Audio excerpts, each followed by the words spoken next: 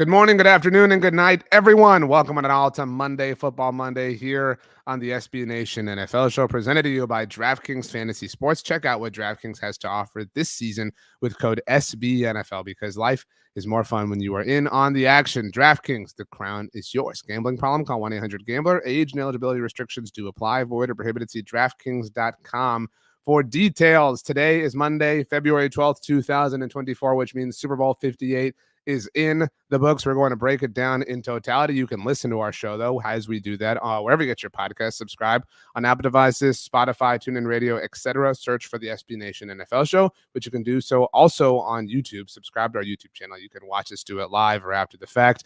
When I say us, the incredible Rachel Prevet, who was burning the midnight oil last week, is on the ones and twos. My name is RJ Ochoa, and as you can see, my voice is not fully recovered.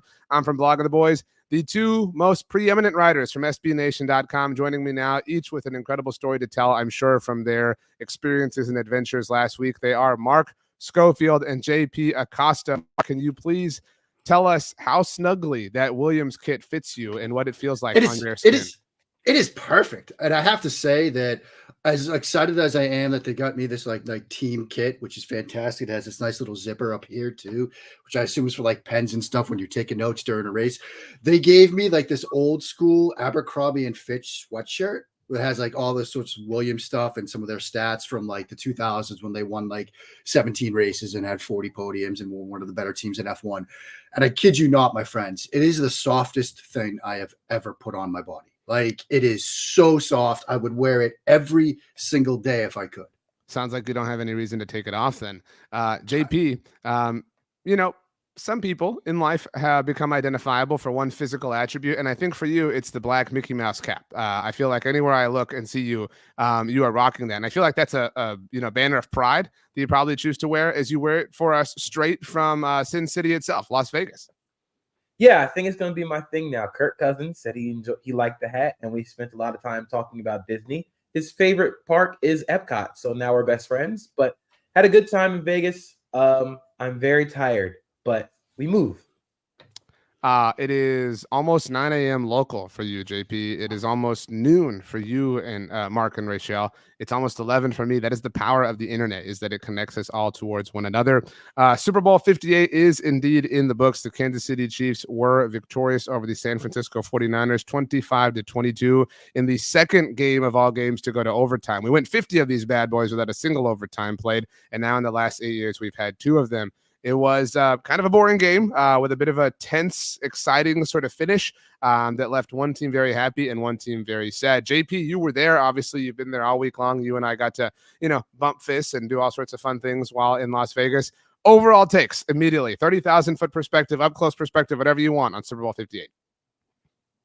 I think it's time that we start calling Patrick Mahomes the greatest quarterback ever.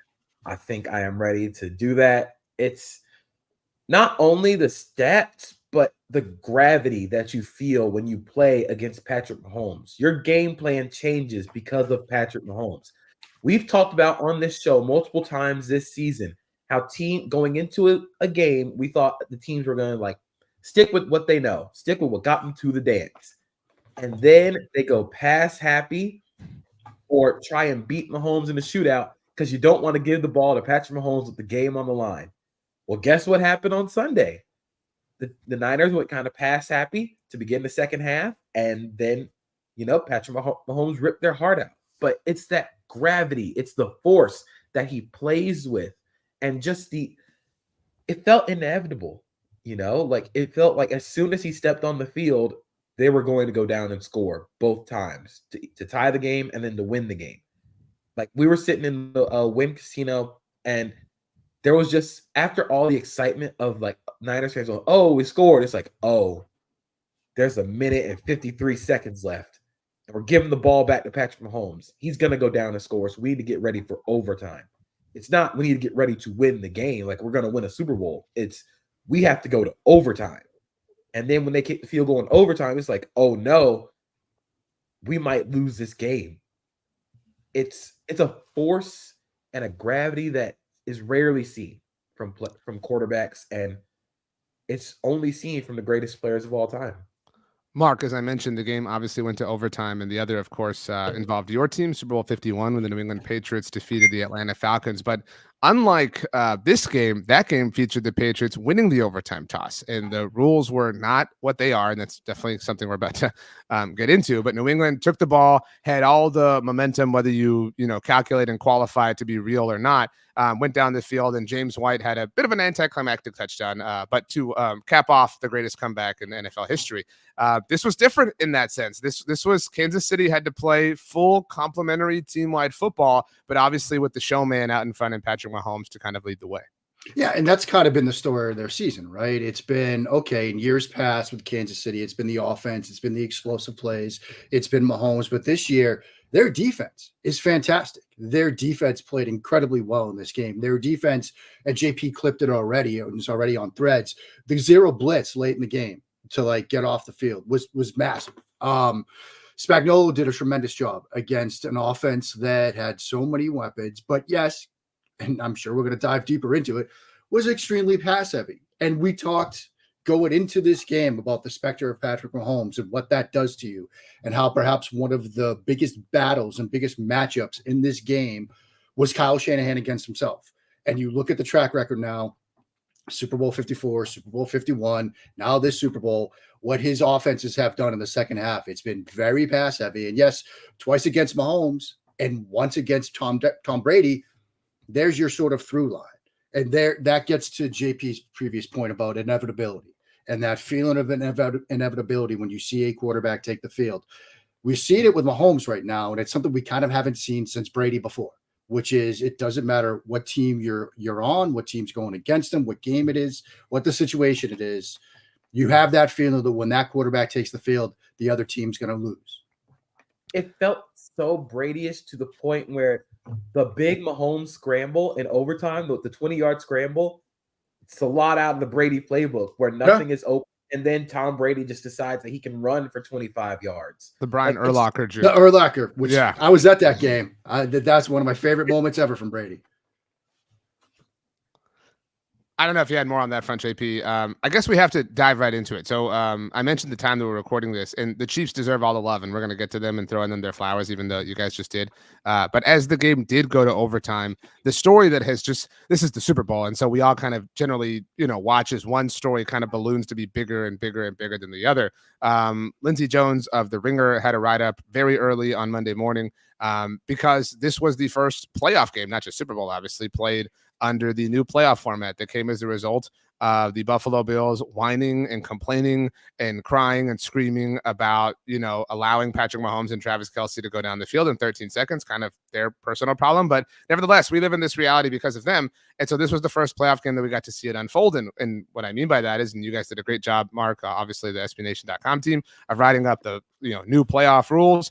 Both teams guaranteed a possession, regardless of what happened in the first, whether the Niners had gone down because they did win the toss and chose to take the ball, and they went down the field, they kicked the field goal, and so the Chiefs, all they had to do was score a touchdown to win. That's obviously what happened. But Mark, Lindsey noted in her story that in speaking with Chiefs players and Niners players after the game, that Kansas City was fully and totally prepared for this, that they had rehearsed this, that they had discussed this, that they had said, hey, this is what we're going to do, how we're going to handle this, whatever, blah, blah, but that the Niners players were completely unaware of the new playoff rules being different from standard overtime rules.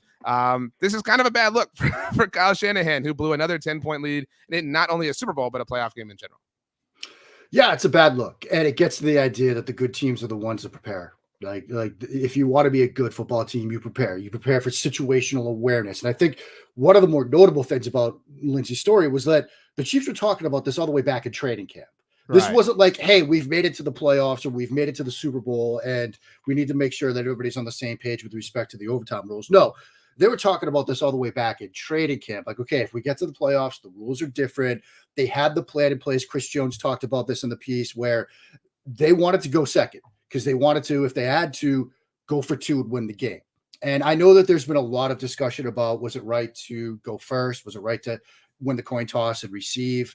Brian Burke, back when this rule change was done, who's sort of the head of ESPN's analytics department, simulated it 120,000 times or something like that. And it was like 50.29 versus 49.31 in terms of, or 6-1, in terms of whether you want to go first or second. Like it's literally a coin flip. There are pros and cons to do it both ways. But I think the bigger story is the players not being ready for it, the players not being prepared for it, the players not know that, like, look, both teams get the football. Kyle Juszczyk said, well, I assumed we, decided to take the ball first because it was kind of like how it works in the regular season. No, it's completely different. And so you do wonder if the mindset was at a disadvantage for the Niners players not knowing the difference or not being completely made aware of it.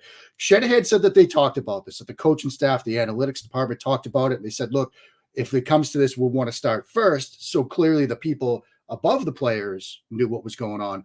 But you kind of want to let the players know, I think, so they know what to expect and they know what they got to do in this situation. Well, I also think there's an aspect to this of like sometimes you just forget. Didn't Donovan McNabb forget the overtime rules a few years back? Like he didn't know that the game could end in a tie. That was what he didn't know. He didn't know the game could end in a tie. So I don't think it's as much of Kyle Shanahan messed up on this one. I think it's more a lot of credit to the Chiefs. Like Mark said, the great teams prepared. It's an aspect, it's a notion that the Belichick New England teams have always had, preparing for every single scenario. We will always have a plan ready in any situation. And the Chiefs should have a plan for this. They're the reason that the overtime rules got changed. So, of course, they would have a plan for it. But I don't really knock the 49ers for not really, like, the 49ers players for not knowing as much. And I don't even think the decision to take the ball in overtime was a bad decision. I think sometimes you just get got. I think on the decision, like, if you decide to receive and it goes to sort of the sudden death portion of it, like say they get a field goal, and then Kansas City matches it with a field goal. Now you get the first crack at winning in sudden death. And so that's kind of the advantage there. That's what Kyle Shanahan said too. That's what he said too. It's like we wanted the first. But the flip side is, if you go second, one, you know what you have to do, number one. Exactly. Two, you got the chance to, like, say the Niners scored a touchdown, like you get a chance to end it by going for two. And the other thing, and this is really important with how it played out, you're in 4-down territory off the bat. Like that's the other thing. And this is why I'm kind of leading now to you want to go second in this situation, because the Niners, look, remember how that Chiefs drive started? They had 4th and 1 deep in their own territory. You got to go. Like, otherwise it's game over. You can't punt. But if the Niners are facing 4th and 1 at their own 29 to start, you might have to punt. Like you're automatically in 4-down territory by going second. So you buy yourself an extra down every series. I'm completely second. Like it kind of like with the Chiefs, what the Chiefs did, they killed the entire clock. They had the rest of overtime to try and score. So that's also the benefit of going second.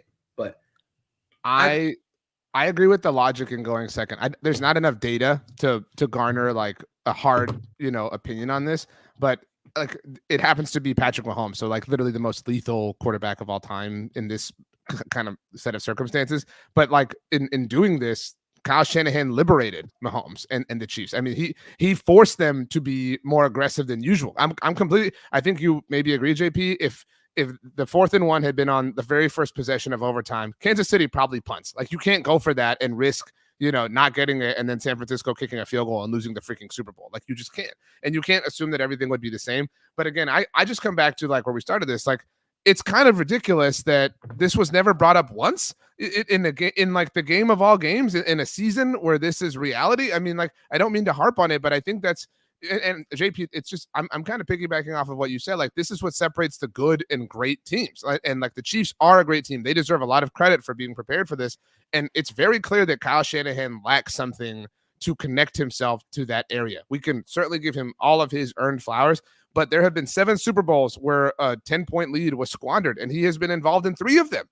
Obviously as the Atlanta OC it, and now twice with the Niners. Like Kyle Shanahan is, I don't know what we can like qualify this or measure this or dub this, but he is a handful or a few butterfly flaps of the wings away from being one of the greatest NFL minds of all time with the resume to prove it. But right now, Mark, he's just like a dude who's he's the 90s Bills. Like that's who Kyle Shanahan is. Yeah, and this is getting us to the next big part of the discussion, which JP teed up, which is he gonna have to go get his Matthew Stafford to finally get over the hump? Was Brock a problem? Like, do any of us think that Brock like limited them in this game? So Brock Purdy did enough to beat a non-alien quarterback. Sure. I think And that, he played well. He played well. But there's a lot of alien quarterbacks in the NFL right now. Yeah, if you're playing any other team, they win the Super Bowl. But you ran into Mahomes again, and you got. Like, I think there's also like there's a portion or there's an aspect where it's like, hey, I can see them sticking with Brock Purdy. You know, he's 23 years old. There's still a lot of runway left, and it was his first full-time season as a starter. I don't think they need to make any like rash decisions now, but like if you run into this again, we play the game of ifs. If you run into this again and you do good enough to beat non-Mahomes type quarterbacks, but not enough to beat the Mahomes type quarterbacks, then the conversation comes a little more hairy. Mark, this is a dumb question, but that's my style. Rank the performances against Mahomes' Chiefs, and you can rank them against Mahomes or against Spags if you prefer, that we have seen over Kansas City's last 3 games. Josh Allen, Lamar Jackson, and Brock Purdy. So I don't think Brock Purdy had the worst game. No, I mean, I think Lamar had the worst game of the 3. So are we throwing Lamar out too? I mean, you know what I mean? Like, no. But Lamar's a 2-time MVP. But the second one was kind of hollow. I mean, you know. Come on. Well, I mean, look, as a Dax stan, I'm obligated to say that. But the general point here, or the more important point, I mean, Brock is not a problem right now. He was not the reason they lost that game. Like, he wasn't the reason they lost. But that stretch of the third quarter where they went super pass heavy, and a lot of them ended up being incompletions, and there were some throws that he probably got away with, certainly contributed and didn't make it easier for them to win that game. But I don't think, like JP said, there has to be any rash decisions. Like, I don't think we're going to hear an announcement in the next couple of weeks that Kirk Cousins is coming to San Francisco or something like that. But we know what awaits. We're going to get 6 months of, does Shanahan need to do something differently to win a Super Bowl? Because, you know, if you have an alien quarterback of your own, it makes it a little bit easier to win a game like this. But and it's going to be really difficult going forward because for the Niners, you're not playing to beat the NFC quarterbacks anymore. You're playing to beat Mahomes. You're preparing for the offseason to beat Mahomes and those type of quarterbacks. We'll see. I think, again, there's still a long runway of development for Brock Purdy. I think he could possibly get there. He did a lot of stuff last night that was like, oh, that was really cool from you. But he's 23 years old. So the benefit of Purdy right now is the rookie contract and like the all-time rookie contract given, you know, his draft. I don't know if you guys know this. He was the last pick in the draft. And so, but like, how much more souped up can the Niners be? I mean, like, this is how, you know, you both heard me lament about the Cowboys, how they had home field and all this stuff. If you're the Niners, like, how many, you need another all-pro, you need another alien skill position player, you need another all-world defensive superstar, you need Patrick Mahomes to be the weakest version of himself that we've ever seen throughout his incredible career. Like, I mean, it really is a devastating reality for San Francisco, Mark, and that it's like, if you can't beat them, like, I think the 2019 Patriots were kind of that team, you know, like one of the weaker Patriots teams, obviously, and they got, you know what I mean? Like, shout out to Tennessee for doing that. And obviously that was ironically the first Mahomes title at this point, but like, you have to get these teams, these all-time teams, when they're weak, and San Francisco failed. So what happens when they're not weak anymore? Yeah, I mean, that's a $1 million question. I think a lot of Buffalo Bills fans are feeling that same way. You know, I was on WGR before this game, and Bills fans are still like, we don't know if we're ever going to get Mahomes now, because this was our year. We had, you know, the Chiefs at home. Like, we were the hottest team in football. They were struggling, and they still got us. Like, if not now, when? And I think the Niners are probably thinking the same thing. And maybe the thinking inside that building is like, if we had a Kirk Cousins or another quarterback, it wouldn't matter, because it's still Patrick Mahomes. It's still Travis Kelce. It's still Andy Reid. It's still Steve Spagnuolo, who deserves all the credit that we can give him. And, you know, there's a lot of backlogs in terms of people getting into the Hall of Fame, but I do wonder if Spags has put himself in contention as well, because you look at what he's done against this Niners team, against Brady and that team. That's been an impressive run from him. I think there was a stat that went around last night after the Chiefs won. The Chiefs played, I believe, 4 of the top 5 teams in offensive DVOA this year and held them to 18.6 points per game in the playoffs. Yeah. Like that. That's what I'm like, And they have Patrick Mahomes when they're not doing that. You know what I mean? Like, that's absurd. Yeah. Kevin Clark said exactly that on X this morning. He was just like, put that out there, and it's like, and they've got Mahomes. Good luck. This might not be the best team that Mahomes has had in the Chiefs era, but this is the most complete team that Mahomes has had in this era. It's the ability to, we're just going to figure it out offensively while the defense is a top 5 unit. And then when they figure it out, they add that on top of a top 5 defensive unit. It's unfair. They can't keep getting away with it, but somehow they keep doing it.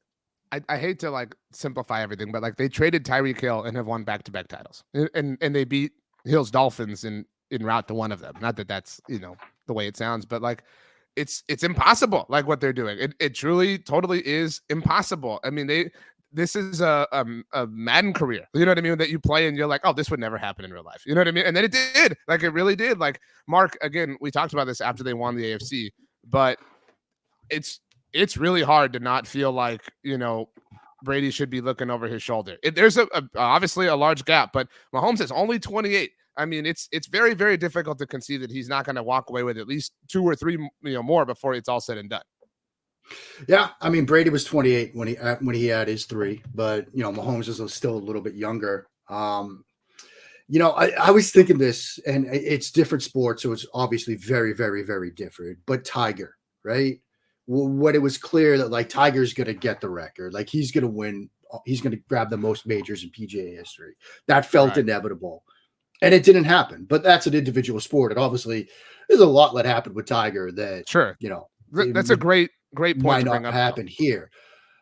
But with football, there's like a lot more moving parts. You know, there's a lot more moving parts. Like if, you know, Travis Kelce decides, you know what, I'm just going to go touring with Taylor and do the New Heights podcast with my brother and walks away from the game. Like the offense obviously looks a little bit different. Like you've got free agency. You've got so many moving pieces. You've got the fact that Josh Allen, Lamar Jackson, Joe Burrow, Justin Herbert, like you've still got some monsters at the quarterback position to get through yet again. Could he catch him? Does it seem inevitable right now? Absolutely. But there is a long way to go. But I also think that plays into a different comparison, and I know it's a very lofty one, but Kevin Clark made it last night after the game. It's kind of Jordan-ish. And the reason it's Jordan-ish is because think about all the players that were relegated to minor characters in the Jordan story. You know, Charles Barkley is an all-time player who never won a title because he had to beat Jordan. You know, like it took Jordan retiring for 2 years to get Hakeem 2 titles. Like it's feeling like that. And not only, I'm not saying like Patrick Mahomes is Michael Jordan. That is not what I'm saying here. But it feels like in terms of Mahomes in relation to all the other monsters at quarterback, we're going to look back at their careers later down the line and be like, man, like these players were all really good, but they didn't win a lot because, it was Jordan. Like it was Mahomes, you know, like they just couldn't beat that guy. I mean, these players, to your point, like list them off. I mean, Hakeem obviously got his, but you know, John Stockton, Karl Malone, Charles Barkley, Patrick Ewing, right? Like we could go on and on and on. Just the misfortune of playing in that era, right? Like it's just you know, bad for you. And then like I'm a Spurs fan, and like the fortune of like your time landing right when that time ends, right? Like time in sports and life can be funny like that. And so you're right, like it's got to be really devastating to think about life if you're anybody. I mean, like if you're Josh Allen, if you're Lamar Jackson, Mark, you have 2 MVPs, and at the end of both of them, Patrick Mahomes lifted the Lombardi, and those aren't even all of his Super Bowl wins at this point in time. It's impossible. Like no one. We're sitting here wondering whether Mahomes can catch Brady. Who can catch Mahomes? Like at this point in time, like nobody. I mean, even players who have titles, Aaron Rodgers and Russell Wilson have fewer titles between the two of them, you know, than Patrick Mahomes does. I mean, how many other active quarterbacks even have a title? Matthew Stafford? Am I forgetting anybody else? Stafford. So Mahomes literally has as many titles by himself than literally every other active quarterback in the NFL. Is that correct? Am I forgetting somebody? Yeah. I mean, I'm trying to. I'm quickly looking at all teams. I'm looking at. Russ has 1. Rodgers has 1. Stafford has 1. I guess if you consider Joe Flacco, I mean, and you should. Oh, that would be Okay. a 4th. Yeah. That's it. I mean, So yeah, all non-Patrick Mahomes quarterbacks in the NFL have 4 combined Super Bowl wins as starters. The earliest of which came now 14 years ago. That's the thing. Rodgers in 10, Flacco in 12, and Russ in 13. But since then, it's just Mahomes, and everybody else is Mahomes. I talked about the Spurs, Mark. He happened to land in the era where Brady, Peyton, Ben, Phillip, they all faded out, and now it's just his world to conquer and own all by himself. Yeah, and if you think about Marino, right, was the quarterback that we all thought was going to win a bunch of these and never got back to a Super Bowl, after losing to Montana. Mahomes is going to turn all these other great quarterbacks, or we're on the verge of him turning all these other great quarterbacks into our generation's Marinos, right? Like these great quarterbacks that we thought were going to win a Super Bowl, like, Herbert, Burrow, all of these great quarterbacks we're thinking are going to win a title, may not. They may all end up Mike Marino because of Patrick Mahomes. And it's not only like turning them into the Marino or the Charles Barkley of this era. They played great.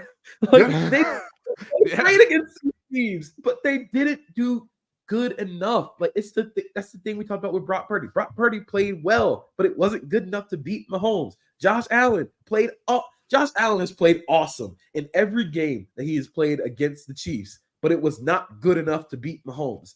Joe Burrow is the only person to beat Mahomes in the playoffs. But even then, it wasn't that great of a Joe Burrow game.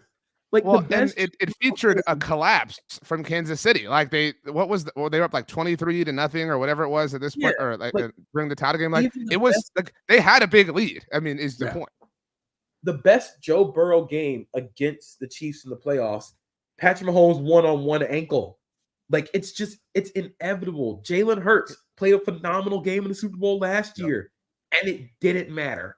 Well, in the 2022 Eagles are literally one of the greatest regular season teams of all time. The 2023 Niners and 2023 Ravens are among the greatest individual teams that DVOA has ever calculated. I mean, so like who is like, it's impossible. I mean, I hate to, and here's the thing, Mark, he has lost an AFC championship game. He has lost a Super Bowl. Those things have happened in separate seasons that are completely and totally apart from his 3 titles.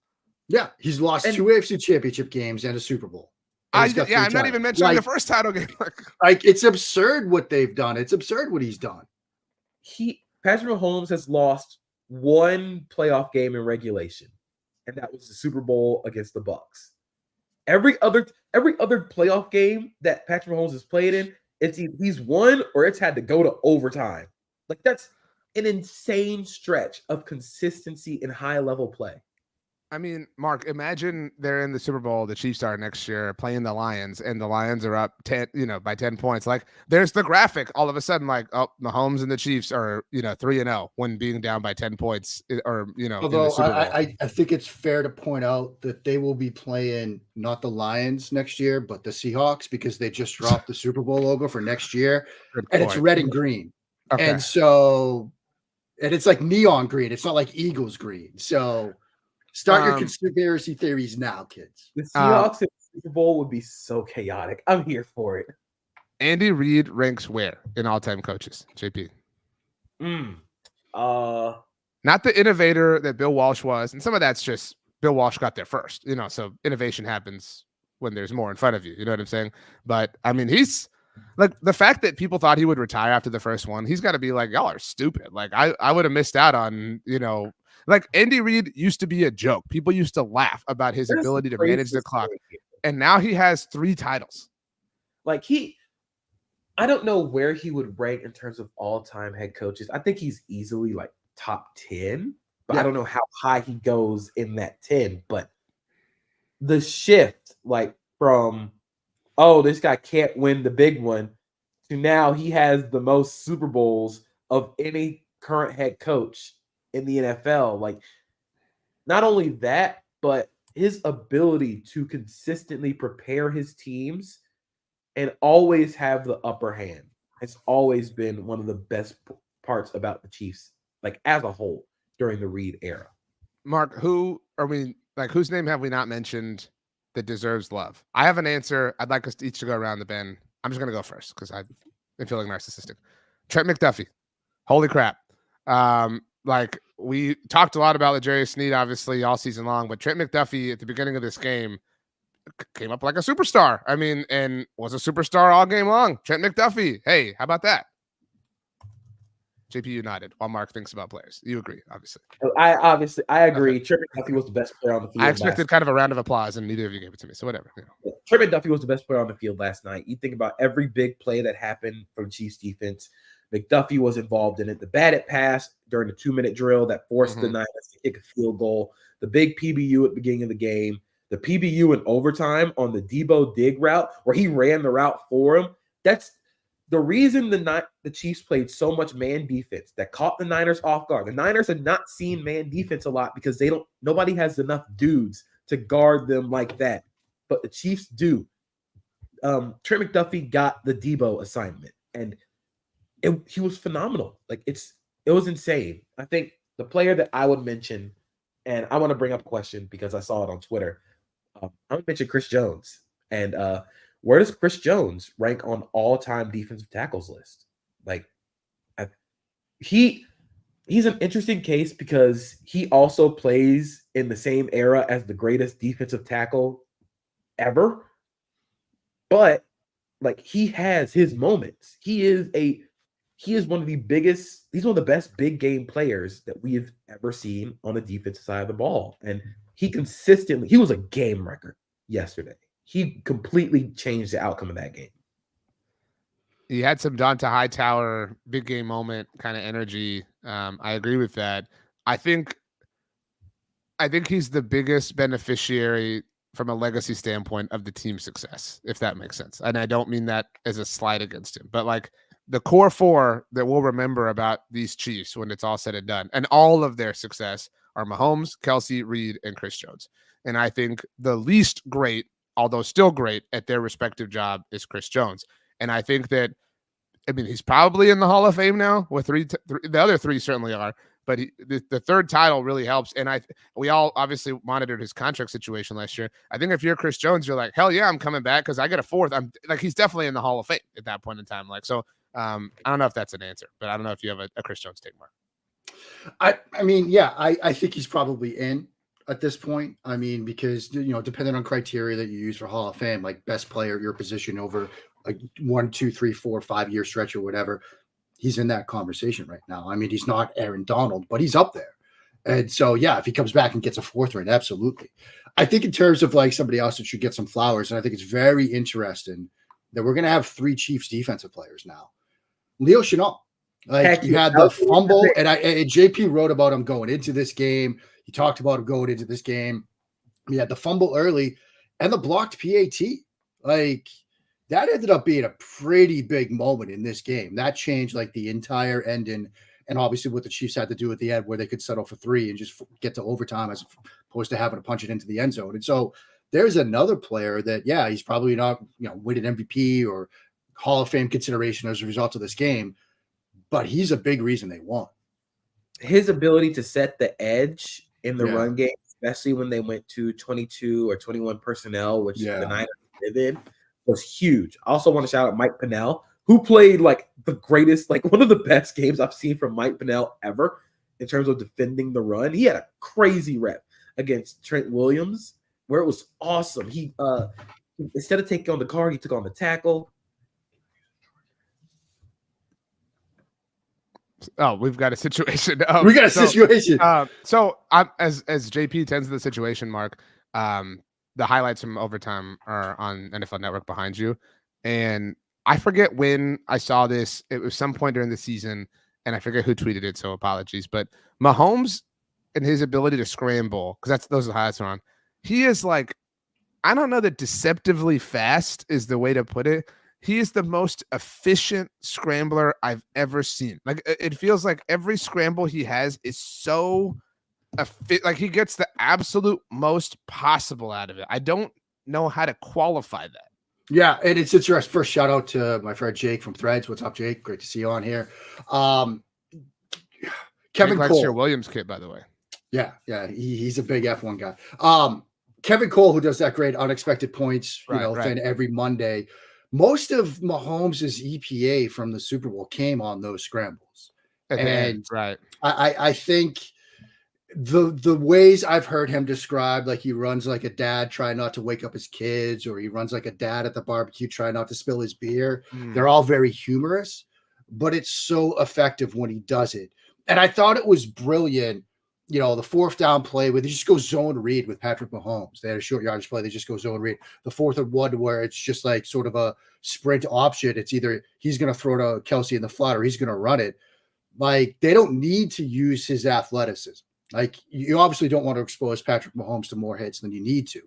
But it's one heck of a card to play in a short yardage situation, or one heck of a thing to have in the bag if you drop 8 into coverage and everybody is locked up, but he can still scramble for 23 yards and get, 3rd and 7 into 1st and 10 in the blink of an eye.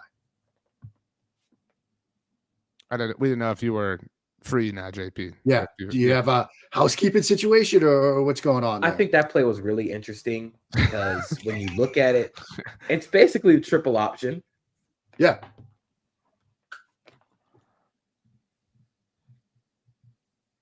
Do we have an internet issue?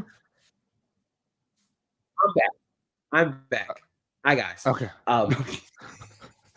Say it again.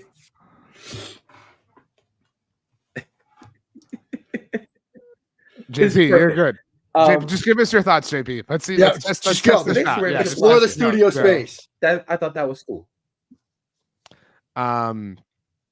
Different question. We asked whose name we hadn't mentioned that deserves some love. Mark, I'll start with you. Who deserved to win this game that didn't? Who deserved to win this game that didn't? Juwan Jennings. He would have been MVP, right? He would have been MVP, yeah, okay. right? Right. Like, sure. First, player since Nick Foles or I guess the only player along with Nick Foles to both throw a touchdown and catch a touchdown in Super Bowl history. Like, you always get, and we just talked about some sort of the unsung heroes that lead to a Super Bowl title. Yeah, he was in line to be MVP, and I think he's somebody that, deserved to win in a losing effort. Do you have one, JP? Mark took mine. I was gonna say Juwan Jennings. I'll go and buy you some time because it was my questions. I've been thinking about it. This is pretty chalk, but Christian McCaffrey. I mean, like, he was, contained, and he had the fumble that was just such a bummer. I mean, obviously, but like, he showed up in the 4th quarter, and when they were, it really started to feel like, oh man, like, this is it. This is their moment, and it's such a cool thing when the superstars have superstar moments, when superstar moments are necessary. And it felt like he delivered on that, near the end of this game, and it just wasn't enough. And so, like, I'm a big fan of superstars winning titles. It was great to see, to that point, Aaron Donald get a title, Jalen Ramsey get a title. Like, those are players who deserve that. And Christian McCaffrey is one of those that just missed out. For mine, I'm going to kind of cheat here. I'm going to go with the Niners defense. They all played phenomenally. That was an amazing game plan up until like the last minutes of the game. Fred Warner was a monster the entire game, but the pass rush plan by Nick Bosa, Javon Hargrave, Eric Armstead was phenomenal. But their ability to get up the field but not break contain kind of constricted that offense for a large portion of the game. So in terms of players who should have won a title, I'm going to go with Fred Warner and that defense. And like, it's crazy to think about, like, Fred Warner in terms of aspects of like modern, like where he ranks among modern linebackers, because he could end up in that like Luke Kuechly range where we all knew he was phenomenal and knew he was one of the best to play the sport, but just hasn't gotten that title yet. The Dre Greenlaw thing was just devastating. I mean, yeah. I mean, I don't even know how to just talk about it. Like, yeah, it's just like gut wrenching, to be on that stage in that moment. And, to see the non-contact injury aside, to do it taking the field, I think there's another layer to it where it's like, it's obviously it wasn't for the first drive of the game, but to do it like coming on to the field to play in a Super Bowl, there's like a painful romanticism to that. It's like, it's not like he was like chasing down somebody right, or running down Kelsey in the open field. It's like he's coming on to the field, to the stage that you want to be on. The second you put on the helmet and shoulder pads as a 9-year-old. You're like, I want to play in the Super Bowl someday. And to have him go down in that moment just adds another layer of agony to it, I think. I think that takes him out, like halfway into the season too? I mean, you know what I mean? Like just the timing of it is horrible. And what I really hate is that he will be, in all likelihood, used as an example of like, don't allow yourself to get too jacked. I mean, because he was clearly, I mean, like, it would have been like, I don't know what it would have been like if he'd met Isaiah Pacheco. You know what I'm saying? Like, he was clearly juiced and, I mean, just tried to like sprint onto the field. I mean, it's just a freak accident. It's a freak thing. But, I mean, it was the most somber part of the evening, JP. Yeah. It's so much of like, I want to say like, I want to poo-poo it because it was a very drastic injury that changed the outlook of the game defensively for San Francisco. But in terms of like conspiracies or anything like that, it's more just like shit happens. Like it happens. Like that's a freak accident that you can't plan on, oh, this guy's going to rupture an Achilles trying to jog onto the field. Like something you just can't explain it. It's I mean, man, it was just he also, I mean, like it's just weird how he also was the player thrown out with the big Dom thing. Like, and it felt like that really turned the season for San Francisco back around after they'd had that 3-game losing streak. And obviously at the time it was the meeting between them and Philly. And it felt like that moment was what like turned them back into the monsters that they became. It's just, man, where do the Niners go from here, Mark? Because it's easy to figure out where the Chiefs go. The Chiefs, life is great. Life is awesome. You know, they're 3-time world champions in recent history. They're probably going to win a 4th next year.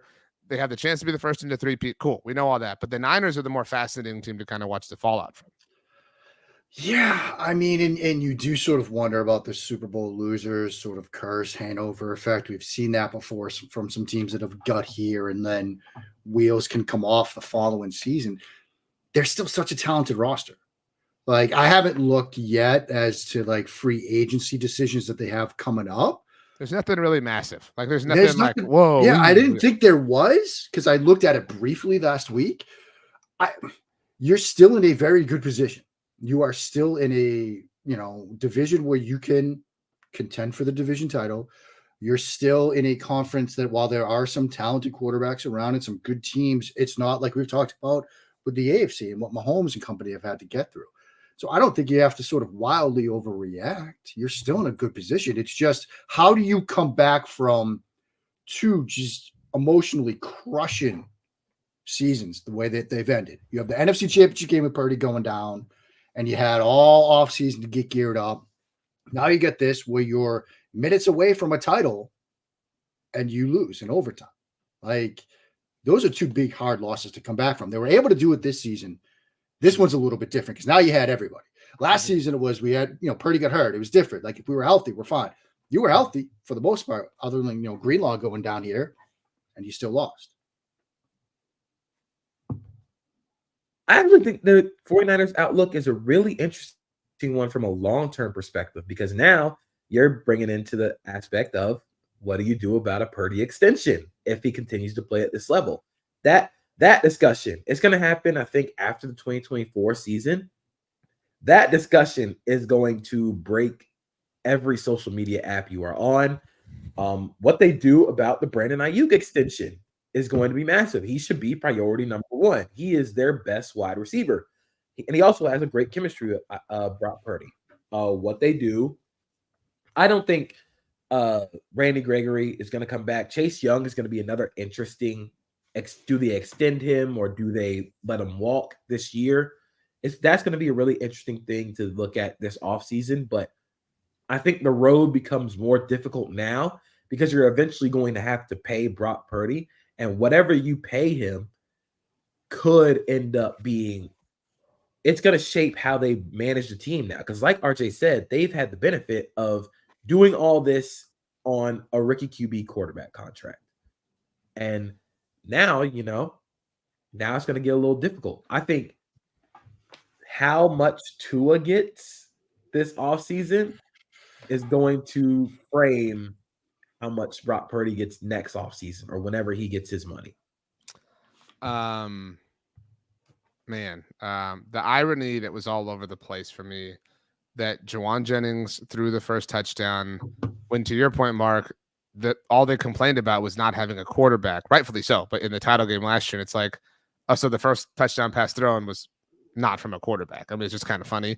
I think my favorite part of that, though, is the fact that he was a higher graded recruit as a quarterback than Joe Burrow and his teammate Sam Darnold, which is perfect. That this happened in Jimmy Garoppolo's house technically is funny and ironic. The Chiefs are gonna own everything. Like, they're gonna have all irony, all records, all fun. Like, this is completely and totally their world, and we're all just living in it. And on Sunday night, San Francisco happened to be the team in the blender of hell. Like, I mean, it was just, at least they all got to see Usher, though. Yeah. What was your favorite song? Really? They were in the locker room. Well, I mean, got to hear it. What was your favorite song, Mark? I mean, look, I said going in, it's my favorite Usher song, and I was excited that he played it. I thought it was a good performance. Like the mics. Don't do it. Don't you dare. What? Don't you dare hate on that. That's how that sounded like. No, I feel like the mic was just in and out. Like, especially when he had the the ear mic. Like when he went to the handheld. Like, look, it was an entertaining performance. I loved every second of it. I just think he was let down by technology a bit. And JP, Alicia Keys, that red piano, I want that. Where do they store that? Cool. Like, what use is there for that year round? You know what I mean, it's like, a what it done situation with that. Yeah, thing, like right? it's not like what hotel lobby is that thing in? Yeah. Maybe you just want to play the piano. Let's go hop downstairs and play the piano on the largest. The answer we were looking for in terms of best, song was the sequence from Confessions to Burn to You Got It Bad. That was like all of a sudden. I was at a middle school dance all over again, just like hanging out on the wall by myself, not talking to anybody. Like, it was really, really great. RJ, do you have something you need to? No, I mean, look, that was a magical time. Look, I was already in that mindset because of JJ Watt's hair. I don't know if you guys saw this. You can't hard launch that on Super Bowl Sunday, man. And he even knows that people caught on because he had the tweet that went out in the second half or something like that. He's rolling into it and having some fun with it. So good for JJ. But it felt like 2003. It's really just kind of how how I was rolling and operating. But I do want to say that I watched with Gina Kelly, of course, colleague, great colleague that we have at SB Nation. I said before the show, I think Usher's going to start with Caught Up, and then he started with Caught Up. So I just want to say I was out in front of that. Look, you predicted Lamar's MVP and Caught Up as the first song of the Super Bowl halftime show. Like, I think that's a W for the season. Well, and I predicted I think that JP, we should say now, you absolutely killed Super Bowl week, my man. You were all over the place, hustling and bustling, all sorts of interviews. Everybody check out SBNation.com. JP wrote about all of them. I don't know how you have the energy to sit up at this point in time because you've been moving and grooving. I don't know either. I'm going to get on this flight and then go straight to sleep. Do you have a serious question? Do you have something you're going to do on the flight? You have a movie on deck or anything like that? No plans, honestly, at first. I watched Teenage Mutant Ninja Turtles Mutant Mayhem on the way into Vegas. Phenomenal movie. Very fun. Okay. I don't know. We'll see what comes to mind. Maybe I'll just listen to music and kind of zone out. But the flight from LA to Orlando is going to be a big one. So we'll see. It's going to be Debo and Brandon Ayuk sitting on the sideline in overtime, watching Mahomes, go down the field. That's exactly what it's going to be. Mark, before we get out of here and obviously do all the things that we have to do, you had a very busy beginning of the week last week in New York. So please tell us what happened and where we can access all the wonderful content that you post. I did just very quickly. Williams F1. Very quickly. Screw that. It's a podcast. No, we don't have a time limit.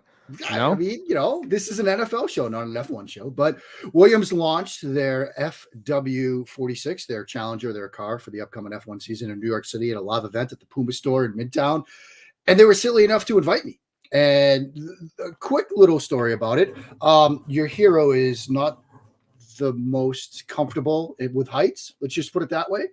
And so when I found out they were going to be in New York City, I was like, okay, well, I guess I'll go and I'll deal with it if I have to. So they sent out an invitation with the details, and it was at 45 Rockefeller Plaza, which I immediately looked up. It's not 30 Rock. It's a 40-story Art Deco office building. I was excited. I could do 40 and down. Like, that's no big deal.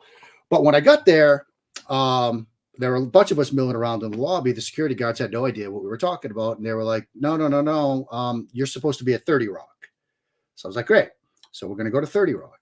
And before I do it, I was in the Rainbow Room, 65 stories above New York City, with a beautiful view south down towards the World Trade Center. And in fact, the picture I took is I was literally, when we had the media roundtable, like seated right across from James Vowles, Alex Albon, and Logan Sargent. And I snapped this quick little photo of Logan Sargent, and you can see the very top of the Empire State Building, and it's clear that it's below where we are. So if you know the Empire State Building, I was above that. And so, yeah, for about 3 hours on Monday, I was fighting back my fear of heights, but we got through it. You survived. Content. You're stronger for it, Mark. Look at you. Congratulations. Yeah. Well, everyone, check out our F1 Hub at SBNation.com, where Mark does great work all year round. But certainly on the heels of this, that was very, very cool.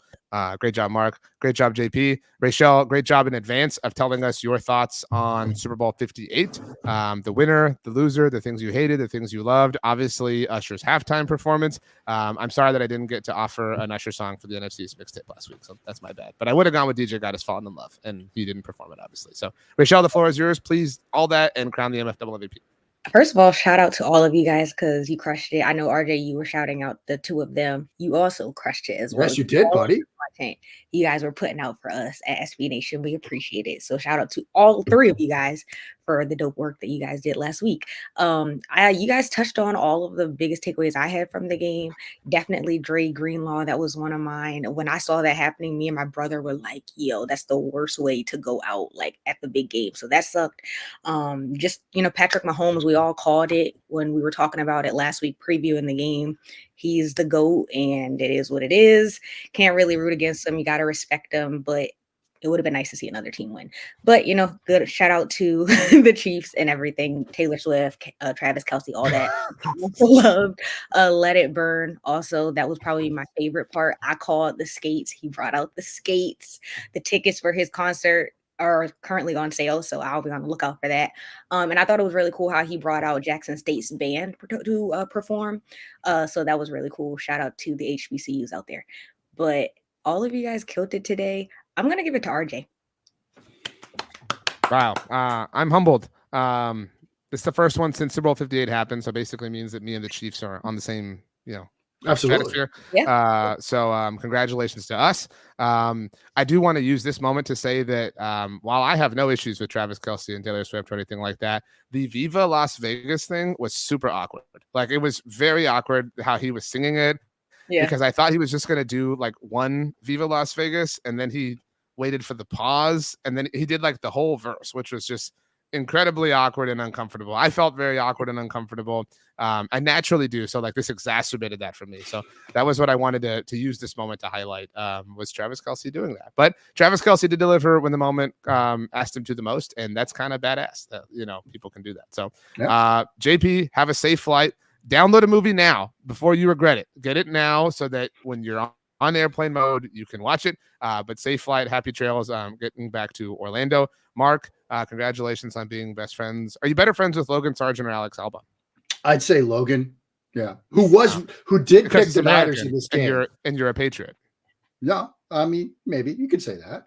I just felt more like, more like fish out of water in a sense, because he's an American driver in F1. I was, in the Rainbow Room trying to figure out where I was at. Like there was more of a simpatico thing going on there. Okay, well said. Rachel, congratulations to the Ravens on winning Super Bowl 59. Back in New Orleans. Thanks. Let's speak it. Let's get out of here. And as we do, Mark, tell us your favorite snack at the movies. It's just old school. It's just popcorn with an obscene amount of butter on it. Like an unhealthy amount. I guess we'll take that. Like to the point where you feel nauseous when you're done.